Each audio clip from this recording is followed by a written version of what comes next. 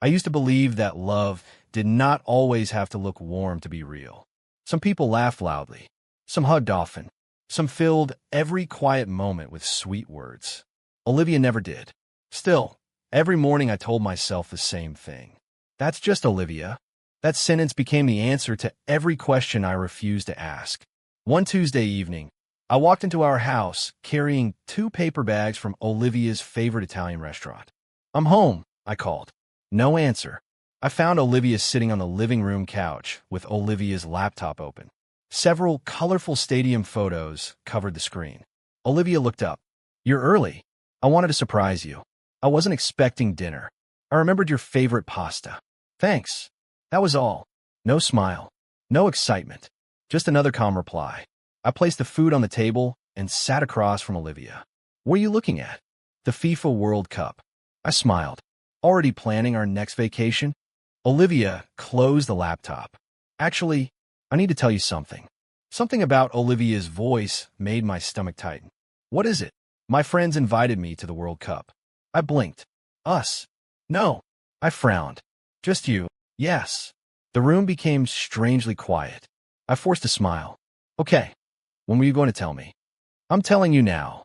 "When is the trip?" "Next month." I looked at Olivia for several seconds. "You've already planned everything?" "The flights are almost booked." I tried to laugh. "You work fast." "It was a last-minute decision." I nodded slowly. "Who is going?" "Emma, Chloe, and Natalie." "How long?" "About 2 weeks." 2 weeks. I repeated those words inside my head. I thought we were saving for Europe together. We still can. But you're using vacation time now. I need a break. "A break from work?" Olivia looked directly at me. "A break from everything." Those words hurt more than Olivia probably realized. "Does everything include me?" Olivia sighed. "Please don't make this difficult. I'm asking because I'm confused. It isn't personal." I smiled, even though it felt fake. "Okay." Dinner became painfully quiet. The only sound came from forks touching plates. Finally, I asked, "Would you like me to come?" Olivia immediately shook Olivia's head. "No." The answer came too quickly. "Why not?" "It's a girls' trip. I wouldn't bother anyone. I already told everyone it would only be us.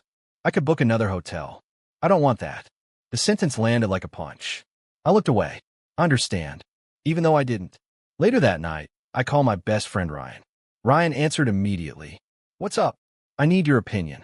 "That sounds serious." I told Ryan everything. Ryan stayed quiet for several seconds. Then Ryan asked, "You're seriously okay with this?" "I trust Olivia." "That's not what I asked." "What are you thinking?" "I'm thinking it's strange." "Why?" "A married woman usually wants her husband on a dream vacation. Not everyone is the same." Ryan sighed. "Ethan, listen carefully." "I'm listening." "If something feels wrong, don't ignore it." "Nothing is wrong." "You sound like you're trying to convince yourself." "I know Olivia." "Do you?" I stayed silent. Ryan continued. "I'm not saying Olivia is cheating. I know. I'm saying the whole situation doesn't make sense. I don't want to become the jealous husband. Being careful isn't jealousy. I trust Olivia." Ryan laughed softly. "I hope that trust is deserved." After hanging up, I stared at the ceiling for a long time. Ryan's words echoed inside my mind. The next few weeks passed quickly. Olivia spent more time on the phone than usual. Whenever I entered the room, the conversations ended. Whenever I asked questions, Olivia answered with only a few words. I kept telling myself that planning an international trip was stressful. Nothing more. The morning of the flight arrived. I drove Olivia to the airport before sunrise. Neither of us talked much. At the departure entrance, I carried Olivia's suitcase onto the sidewalk. "I guess this is it," I said. "Yes. I hope you have fun." "Thank you." I stepped forward. "Can I at least get a goodbye hug?" Olivia hesitated. Then Olivia gave me a quick, distant hug that lasted only a second. It felt more polite than loving. "I'll call you," Olivia said. "I'll be waiting." Olivia nodded once. Then Olivia walked toward the terminal without looking back. I watched until Olivia disappeared into the crowd. Driving home alone felt much longer than driving to the airport. The house felt unusually quiet. I tried keeping myself busy with work. Every evening, I expected a long phone call. Instead, I received short messages. Asterisk busy. Asterisk. Asterisk. Game was amazing. Asterisk. Asterisk. Talk later. Asterisk. Nothing more. 3 days later, I opened social media during lunch. Olivia had uploaded several photos inside a packed stadium. Thousands of smiling fans surrounded Olivia. A smile for the first time all week. At least Olivia looked happy. Then something caught my attention. A man's hand appeared in the corner of one photo. Only a hand. Nothing else. Maybe it meant nothing. Maybe I was overthinking. I closed the app. A few minutes later, my phone vibrated. An anonymous message appeared. Asterisk. Your wife isn't at the World Cup with only friends. Open your eyes before it's too late. Asterisk. I stared at the screen. My heartbeat suddenly felt louder than the silence around me. For the first time since Olivia boarded the plane, I asked myself one terrifying question. Had I been trusting my wife, or simply refusing to see the truth? The anonymous message stayed on my phone all night. I read it again before going to bed. Your wife isn't there with only friends. I wanted to delete it. Instead, I kept staring at it. The next morning, I called Olivia. Olivia answered after several rings. Hi. Hey, how's the trip? It's amazing. I saw the stadium pictures. I'm glad. What are you doing now? Just walking around. I miss you. A long silence followed. I should go, Olivia finally said. So soon. My friends are waiting.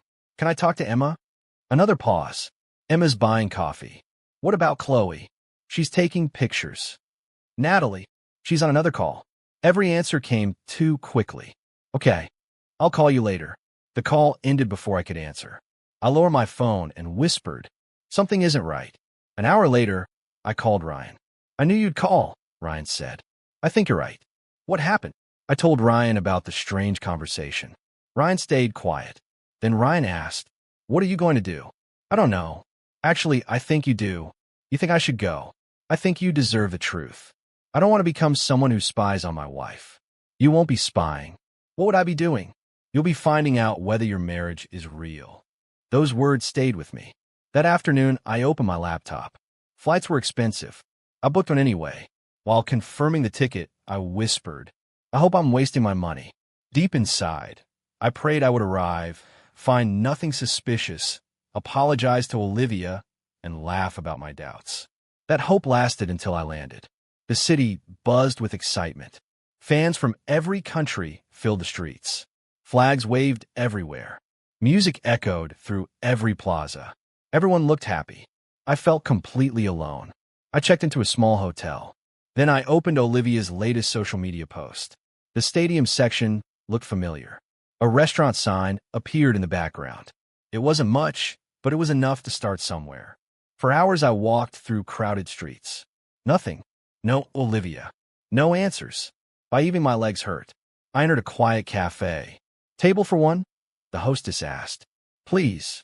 A woman carrying a camera sat at the next table. Several press badges hung around the woman's neck. The woman noticed me studying a city map. First time here? The woman asked. Is it that obvious? The woman smiled. A little. I'm looking for this restaurant. The woman glanced at the picture. I know that place. You do. It's close to the luxury hotels. I appreciate it. No problem. I'm Ethan. I'm Grace. Are you covering the tournament? Yes. That explains the camera. Grace laughed. I'm chasing football stories every day. I'm chasing something completely different. Grace tilted Grace's head. Good luck. Thanks. After finishing my coffee, I followed Grace's directions. The restaurant was exactly where Grace described. I waited outside for nearly an hour. Nothing happened. I started walking back toward my hotel. Then I froze.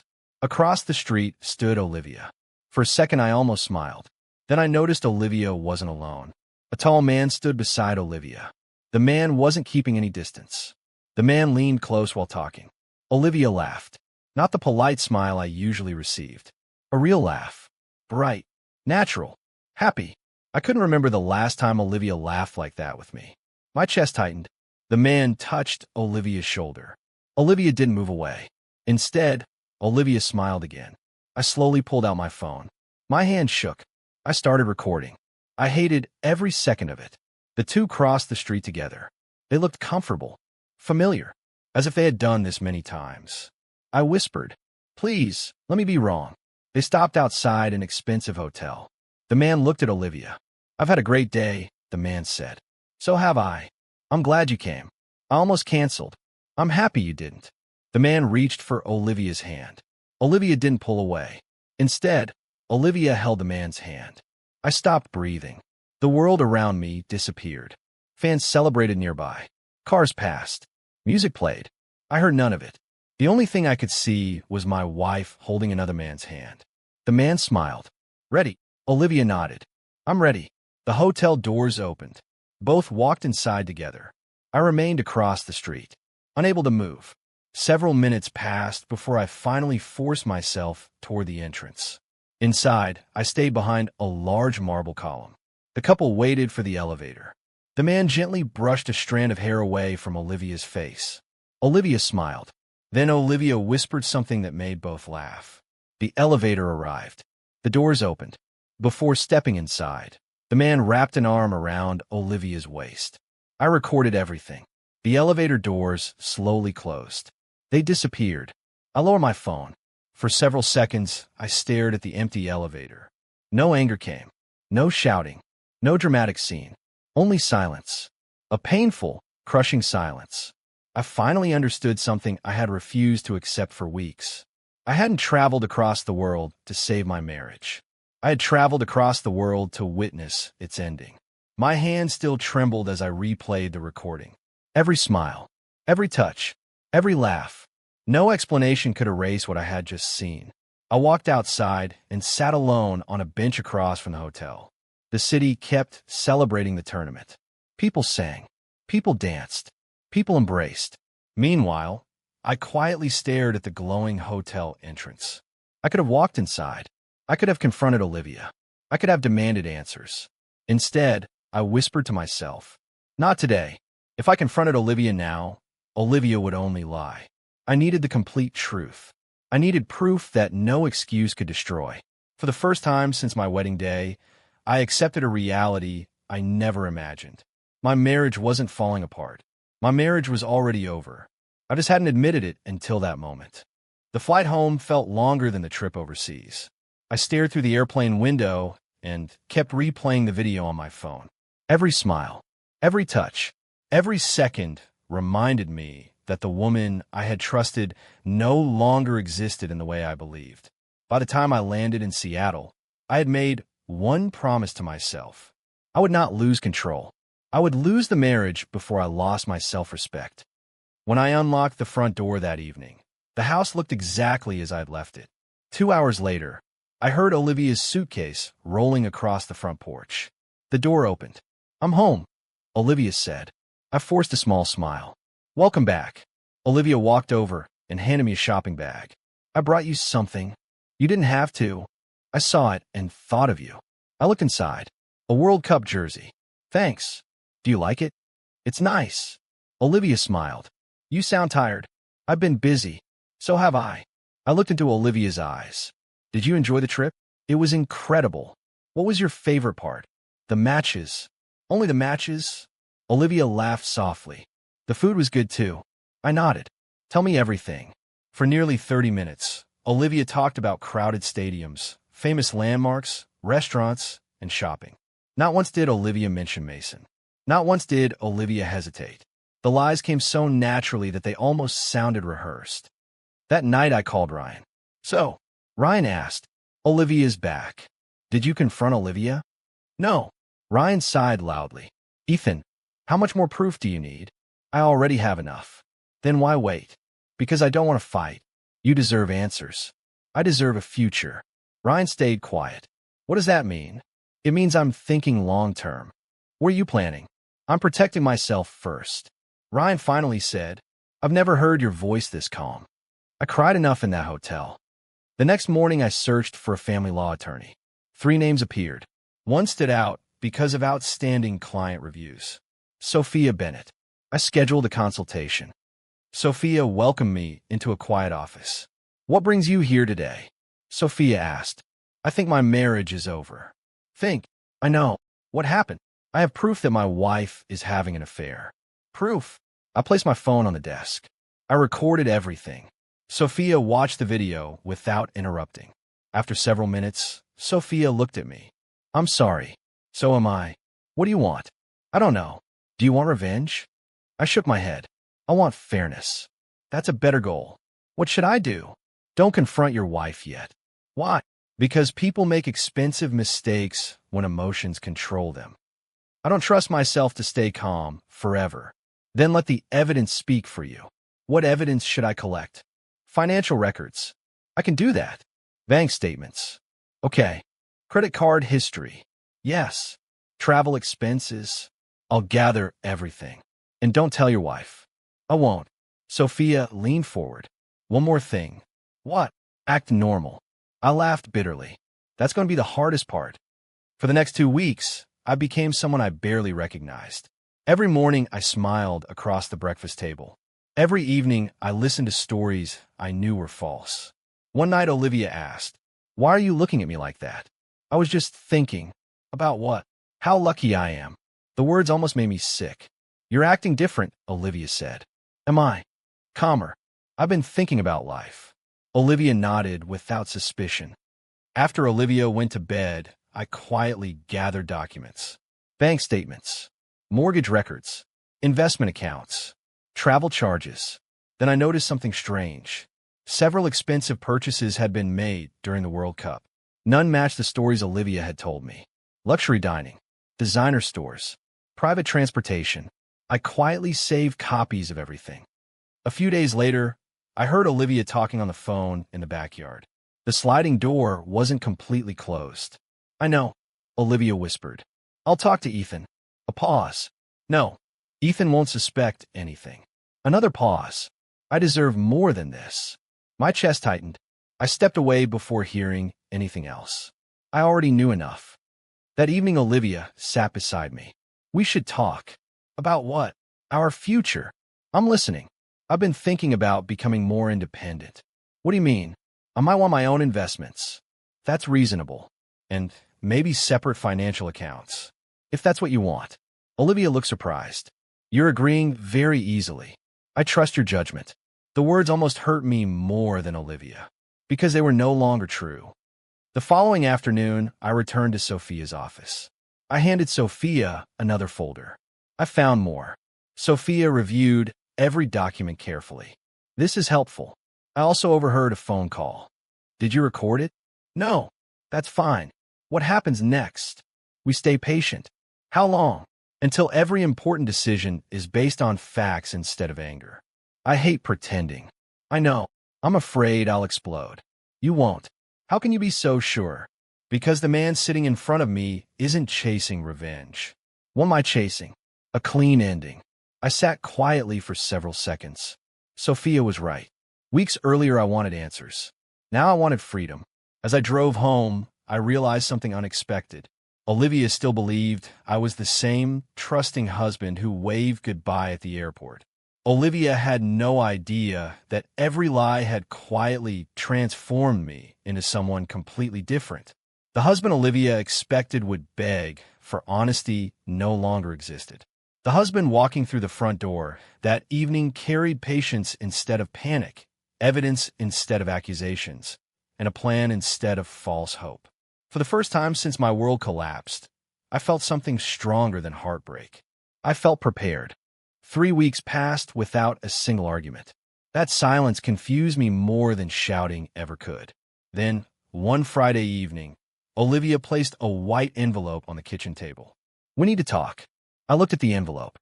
I figured we would. Olivia folded both hands. I want a divorce. The words sounded cold, almost rehearsed. I nodded once. I understand. Olivia frowned. That's all you're going to say? What were you expecting? I thought you'd ask me to stay. I won't ask someone to stay if someone already decided to leave.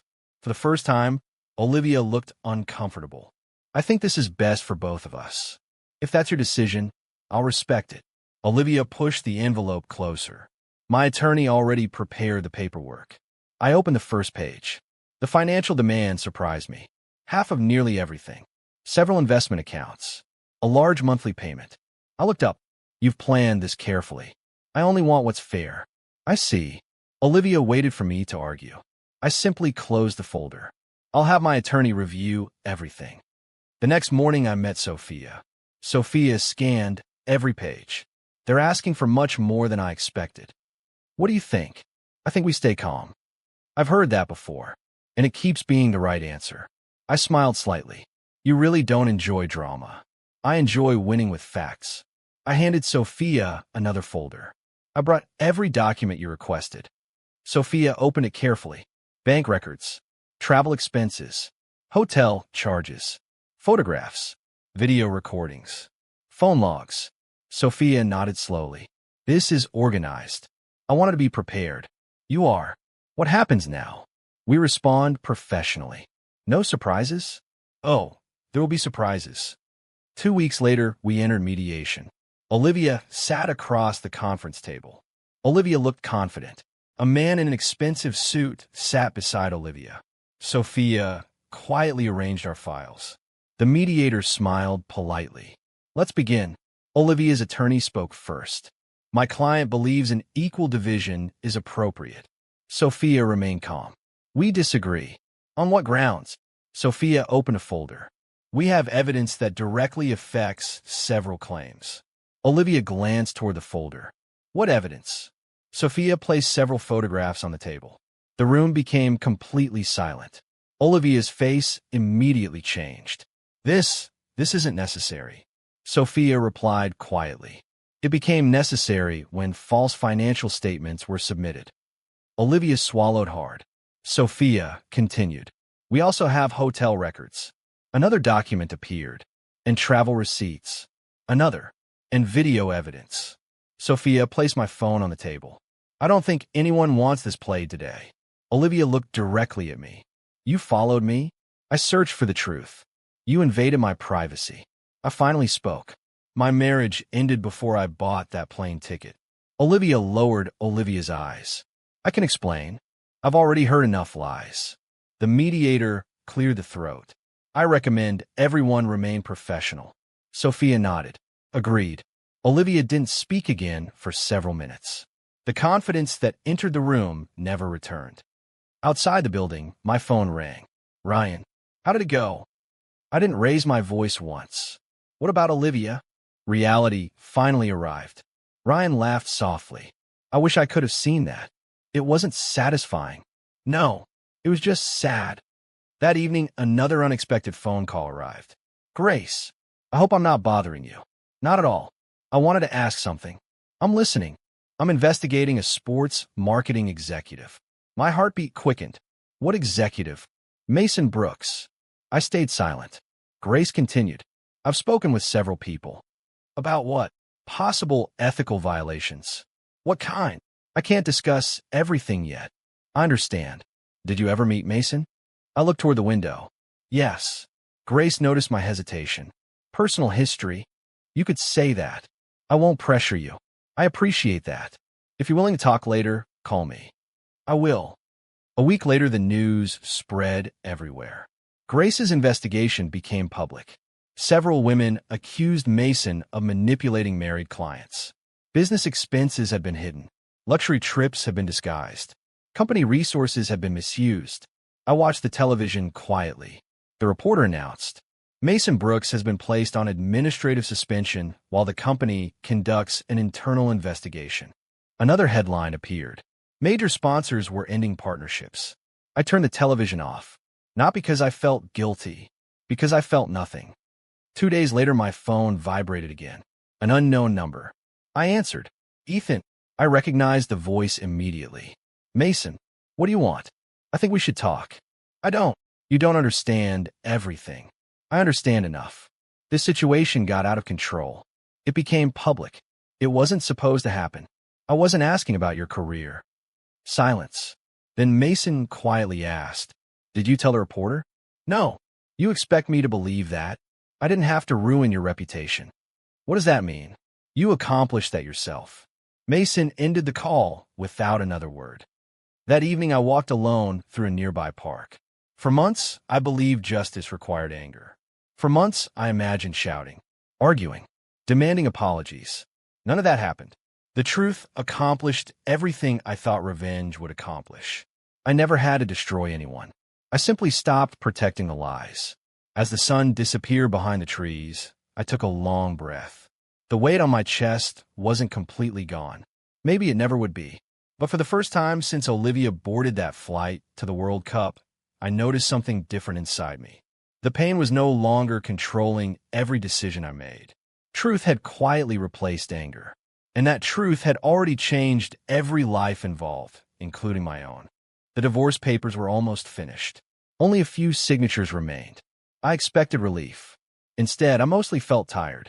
Not because I missed my marriage. Because grief had lasted longer than I imagined. One rainy evening, my phone rang. "Ryan, you busy?" "Not really. I just saw Olivia." I stayed quiet. Ryan continued. "Olivia didn't look good." "What happened?" "I ran into Olivia outside a grocery store. And I almost didn't recognize Olivia." I looked out the window. People change. Ryan sighed. "I think Olivia wanted me to tell you something." "What?" "Olivia misses you." I closed my eyes. I don't know what to do with that. "You don't have to do anything." "I know." The following morning, I received another call. This time from an unknown number. I answered carefully. "Ethan." I recognized the voice immediately. "Olivia, what do you need? Can we talk?" "We've talked enough. Please." Silence filled the line. "I only need 10 minutes. I finally answered. "Come this evening." "Thank you." All afternoon, I wondered why I had agreed. Maybe I wanted closure. Maybe I simply wanted to prove to myself that my decision would not change. At exactly 6 o'clock, the doorbell rang. I opened the door. Olivia stood there holding no suitcase, no gifts, and no excuses prepared on paper. Only tears. "Can I come in?" "For a few minutes." Olivia walked slowly into the living room. The same room where we once planned vacations, celebrated birthdays, dreamed about growing old together. Now it felt like a stranger's house. Olivia looked around quietly. "I never thought I'd lose all of this." I remained standing. "What did you want to say?" Olivia took a deep breath. "I'm sorry." I didn't answer. I know those words aren't enough. "No, they probably never will be." "You're right." Olivia lowered Olivia's eyes. "I hurt you." "You did." "I lied." "You did." "I betrayed everything we promised." "You did." Each answer became harder to say. Not because I doubted them. Because every truth carried another painful memory. Olivia wiped away tears. I kept telling myself I could control everything. I stayed silent. I thought I could enjoy the attention. Another pause. I thought I deserved excitement. I finally spoke. "What about our marriage?" Olivia covered Olivia's face. I stopped appreciating what I already had. I nodded slowly. "I know. I confused attention with love." Those words sounded painfully honest. I believed someone new could make me happier. And did that happen? Olivia shook Olivia's head. "No." Several minutes passed before either of us spoke again. Finally, Olivia whispered.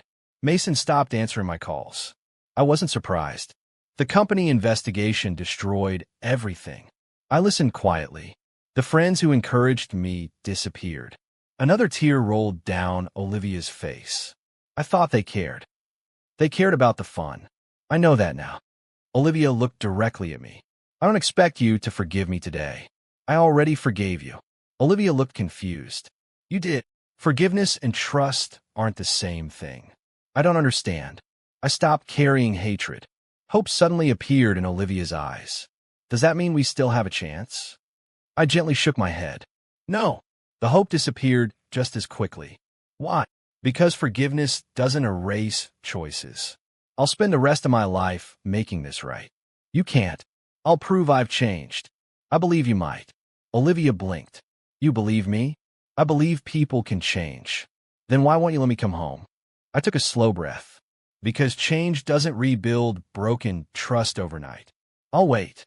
"I don't want you to. I still love you." The words landed softly. Months earlier, I would have cried hearing them. Now, they simply reminded me how much time had been lost. "I loved you too." Tense matters. It does. Olivia walked toward the bookshelf. A framed wedding picture still stood there. Olivia picked it up carefully. "We looked happy." "We were." "When did everything go wrong?" I answered honestly. "I don't know. I wish I had listened to you. I wish you had talked to me. I was selfish." "You were." "I kept chasing something temporary." I nodded, and I kept believing promises instead of actions. The room became quiet again. Rain tapped gently against the windows. Finally, Olivia asked, "Do you hate me?" I answered without hesitation. "No, you don't. Hating you would keep me connected to the past. So what do you feel?" I thought carefully. Sad. Only sad. And grateful. Olivia looked surprised. Grateful. You finally showed me the truth. That truth destroyed us. It also saved the rest of my life. Olivia slowly placed the wedding picture back on the shelf. I never imagined losing you. I never imagined losing my wife while we were still married. I'm so sorry. I know. I'd do anything to change the past. I believe that. I'd choose differently. I hope you do. What do you mean? The next time life gives you something valuable. Olivia cried harder. There won't be a next time. There will. Not with you. No. I walked toward the front door. Olivia followed slowly. So this is goodbye? I think we already said goodbye months ago. I just refused to hear it. I opened the door. Cold evening air filled the hallway. Olivia looked at me one last time. I'll always regret what I did. I hope that regret helps you become someone better. You really don't hate me. I don't. Thank you. I nodded. Take care of yourself. You too. Olivia stepped outside. After several seconds, Olivia turned around again. I truly loved you. I answered honestly. I know. Then I gently closed the door. I leaned against it for several moments. My eyes filled with tears. Walking away still hurt. Maybe it always would. But I finally understood something that had taken months to learn. Letting someone go wasn't the opposite of love. Sometimes letting go was the final act of loving myself enough to stop accepting betrayal. That night, I cried for the last time over the marriage I had lost. The next morning, I woke up ready to begin the life I still had. 6 months changed my life more than the previous 6 years ever had. The divorce was final. The house felt quieter. But for the first time in a long while, silence no longer felt lonely. It felt peaceful. Every morning, I walked into my office with a clear mind. My company continued growing. New clients arrived every week. Projects that once seemed impossible became routine. Ryan visited one afternoon, carrying 2 cups of coffee. I've been trying to catch you all week. I've been buried in meetings. Ryan looked around my office. I barely recognized this place. We've expanded. I can see that. Ryan smiled. You look different too. In what way? You finally look relaxed. I laughed. I forgot what that felt like. Ryan handed me a cup. I've been waiting to hear you laugh again. So have I. Ryan became quiet. Do you ever think about Olivia? I answered honestly. Sometimes. Do you miss Olivia? I miss the marriage I believed I had. Ryan nodded. That's different. It is. Olivia låter mig påminna wrong. Grace. Am I interrupting anything? Not today. I'll take that as progress. I smiled. What are you working on now? A charity football event. Still covering sports? Always. Grace paused. I heard your company sponsored the event. We did. Would you like to stop by? I think I would. The event felt nothing like the World Cup. There were no painful memories waiting around every corner. Children laughed while kicking footballs across the field. Families cheered from small bleachers. Everything felt simple. Grace walked over carrying a notebook. I'm glad you came. So am I. Grace smiled. You look happier. I am happier. I wasn't sure I'd ever hear you say that. I wasn't sure either. We spent hours talking. Not about betrayal. Not about divorce. Not about Mason. Instead, we talked about books, travel, business, childhood memories. For the first time in a very long time, I enjoyed a conversation without wondering whether someone was hiding the truth. As the event ended, Grace looked at me. Can I ask something personal? You can. Are you afraid to trust again? I thought carefully before answering. Yes. Grace nodded. That's an honest answer. But fear isn't the same as refusing. Grace smiled warmly. I agree. Neither of us rushed anything. Neither of us made promises. Friendship felt like enough. It was built on honesty instead of excitement. That alone made it valuable. Months continued passing. Life became ordinary. Surprisingly, ordinary turned out to be exactly what I needed. One Saturday afternoon, I walked through downtown after finishing lunch. The streets were busy. People hurried between stores. Musicians played on the sidewalk. As I passed a small cafe, someone caught my attention. Olivia. Olivia sat alone beside the window with a cup of coffee. For a moment, I almost kept walking without looking again. Then Olivia noticed me. Our eyes met. Time seemed to slow. The confident woman who once chased attention was gone. The expensive clothes had been replaced by something simple. The proud expression had disappeared. Only quiet reflection remained. Olivia offered a small smile. Not the smile of someone expecting another chance. The smile of someone accepting consequences. I walked closer. Neither of us spoke immediately. Finally, Olivia said softly, "Hello. Hello. You look well. I've been doing okay. I'm glad." A gentle silence followed. Olivia looked down at the coffee cup. "I heard your company is doing well. We've been fortunate. You deserve it. Thank you."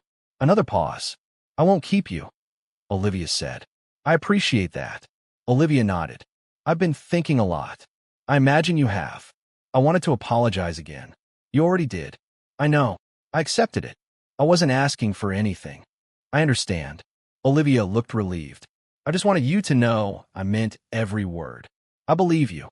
Tears gathered in Olivia's eyes. "I used to think happiness came from chasing something bigger.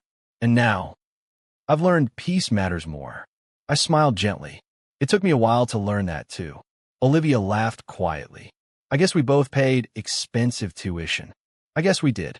For the first time since our marriage ended, the conversation carried no anger. Only acceptance. Only truth. Olivia stood. "I should go. I hope life treats you kindly. I'll spend the rest of my life treating people better." "I hope you do." Olivia extended a hand. I looked at it for a second before shaking it. No bitterness. No longing. Just closure. "Goodbye, Ethan." "Goodbye, Olivia." Olivia walked away without looking back. This time, watching Olivia leave didn't break my heart. It simply marked the end of a chapter. That evening, I sat on my back porch watching the sunset. My phone buzzed. A message from Grace appeared. Asterisk, "Would you like dinner tomorrow?" Asterisk. I smiled. Then I replied. Asterisk, "I'd like that." Asterisk. I placed the phone on the table and looked toward the sky. Months earlier, I believed betrayal had destroyed my future. I couldn't have been more wrong. Betrayal had destroyed an illusion. The future remained untouched. I had rebuilt my business. I had rebuilt my confidence. Most importantly, I had rebuilt my relationship with myself. Looking back, I understood something that no amount of revenge could have taught me. Winning was never about making someone else suffer. Winning was waking up without anger. Winning was refusing to let another person's choices define my worth. Winning was learning to trust carefully without becoming cold. As darkness slowly covered the evening sky, I realized I no longer measure my life by what I had lost. I measured it by what I had gained. Peace, wisdom, self-respect, hope. Those gifts had come from the hardest season of my life. I would never thank betrayal for entering my life, but I would always be grateful that betrayal failed to become the ending of my story. My greatest victory was never exposing lies. My greatest victory was becoming someone those lies could never destroy again.